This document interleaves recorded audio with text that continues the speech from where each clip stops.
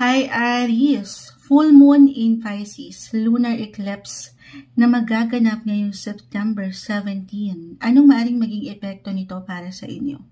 Anong kailangang mensaheng gabayan kailangan nyo marinig right now? Okay? Tayo po ay general reading, just only take what resonate. Para sa mga Aries, kuha lang tayo ng ilang messages para sa mga taong ito. Para sa darating na full moon lunar eclipse. Anong kailangang marinig ng mga Aries? Cut natin ito this time into 3. Gamitin natin itong The Clock Cards ni Sakura. Ayan. Okay. Wala siyang label. Kuha pa tayo. Wala siyang label. Bakit walang label? Wala ba kayong label? The Sword. Meron talagang cards dito kasi na walang label. Pero dalawa yung bumagsak. The Sword. Sige, clarify natin yan. Anong label nyo ngayon sa inyong relasyon? Tayo po ay live na live sa ating FB. Babalikan ko kayo guys after nito. The Sword. So, andito. Doon pa lang, I feel na merong papana si Cupido. Charot. Hindi. Parang nandito yung curiosity. Okay? Parang ang daming tanong, ang daming gustong malaman, ang daming gustong mapuntahan, or may ilang ideya, plano pagdating sa pag-ibig, especially. Pero sige po, i-clarify natin ito. Bakit ito ang bumabagsak sa inyo? Para sa mga Aries na nakikinig right now, anong kailangan nyo marinig? Full moon, lunar eclipse in Pisces. Anong kailangan marinig ng mga taong ito? Message. Bakit ito yung hawak ko? Ito yung baraha na gagamitin natin. Si live na live po tayo. Para sa mga Pisces, message, Pisces. Para sa mga Aries, mekos na. Aries, sa taong nakikinig right now, message, guidance po. Para sa darating na eclipse, ngayong September 17, may bumagsak na, kumpul na to, hindi natin to pipigilan. The Seven of Cups. The Sun is in reverse. Five of Cups. So, emotions talaga. The Empress. The Fool. The Nine of Pentacles reverse. And the Magician reverse. Ayun na. The Sword. Siguro more on emotions or sa pagdating sa inyong mga intellectual side. Sa pag-iisip. Kumbaga, mindset ba ganun? More on sa pag-iisip, sa inyong mga ideya or plano ito. Nakakakuha tayo ng ilang reversal cards, pero it doesn't mean na hindi po okay. Meron lang itong kalakip na mensahe. Okay, maaaring makaramdam kayo, or ngayon pa lang, or sa mga susunod na linggong ito, kasi yung effect ng eclipse, it lasts weeks, okay, hindi ako nagkakamali, or even months. For some, sabi nga nila, taon pa nga. Pero,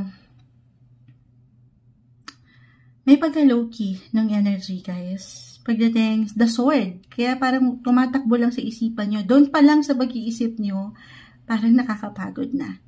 Alam mo yun? It's more on dito sa inyong mga subconscious approach pagdating sa emotions. Si Pisces kasi is in the 12th house of emotions.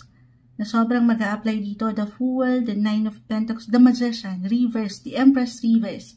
So parang hindi ganun ka ready yung ilang bagay-bagay. Dahil lalo pa kung mag-apply na parang sa isipan pa lang ito eh.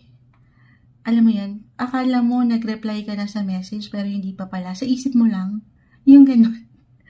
Kapag may nag-chat sa inyo, di ba? Parang hindi nyo may proseso sa paggawa. More on sa mindset, kumbaga.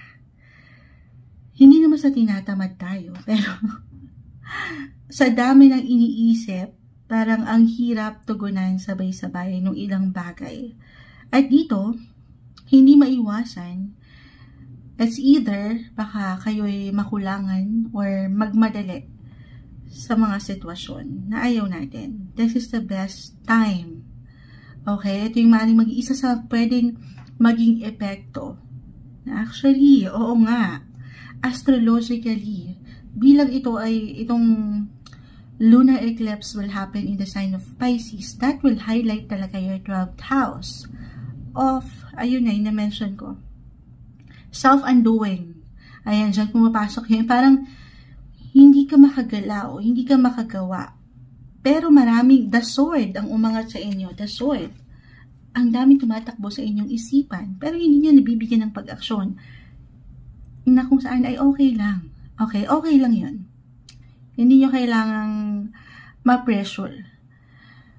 Pero, unti-unti, syempre pa, kung meron talaga kayong goal na gusto na i-set, okay, ngayon pa lang. Syempre, ito isang proseso na dapat nyong pagkatiwalaan at bigyan ng pag-aksyon kahit unti-unti. Actually, sa 12th house, parang iiwanan kayo dito ng 7 of Cups, reverse. Okay, ang dami. Marami ba kayong talagang ideya? Kahit sa simpleng ideya. Pagdating sa relationship, partnership, business, work, tayo pa yung general reading. Para bang meron kayong gustong improvement or development na makita sa part na yan na aking ulitin, ito ay isang proseso, best time ito to do some plan. Tahimik mo itong ilaban. Unti-unti, kahit, ayan, tanggapin na natin, itong kahit sa simpleng isipan nyo. Kung kinakailangan, why not, isulat nyo yan. Take a journal, kung nanaisin nyo lang naman, okay? Para lang, unti-unti, para bang i-remind nyo ang sarili nyo na, ay, hindi ko naman kailangan all at once maharap ang lahat. Isa ka lang, okay? Huwag kang ma-pressure. This is the best time to heal. 5 of Cups, guys. The Empress card. Para bang merong kulang sa mas practical. It could be physically, mentally, emotionally, kailangan nyo magpahinga. Recharge your energy. May kulang? The Empress, kulang. Saan to? Okay. Para sa ilan na meron ng kids, the Empress card is in reverse kasi. Parang ito reversal din tayo. Maring merong kulang, nakukulangan sa time, merong hinahanap, merong nakakamiss sa'yo. The Empress is also all, about love din ito. Pay attention. Okay? Kung saan, ito depende. Kung saan po higit na nag-highlight din or nag-iwan ka ng priority sa buhay relasyon. Para maring namin, lalo pa, para sa ilan sa inyo na nasa malayo ngayon, may pagka-miss,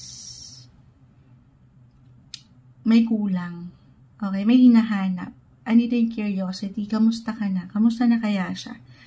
Yung ganon. Parang challenging ang ilang bagay-bagay, pero this is not something na hindi mo mapangahawakan. Lalo pa, kung papaangatin mo syempre dito yung tiwala, okay? Na kaya mo to.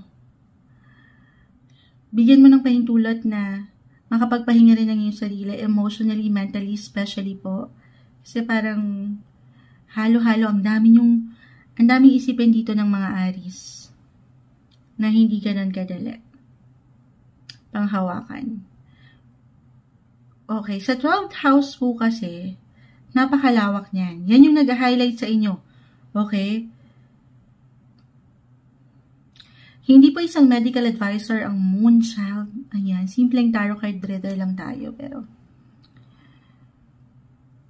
kung meron talaga kayong visible pain, physically, mentally, of course, ito yung pagkakataon na i-check nyo ito. Pakiramdaman ng sarili. Listen to your body. At kung kailangan talaga, ipa-check, okay? Pa-check tayo sa mga professionals. Huwag niyong baliwalain.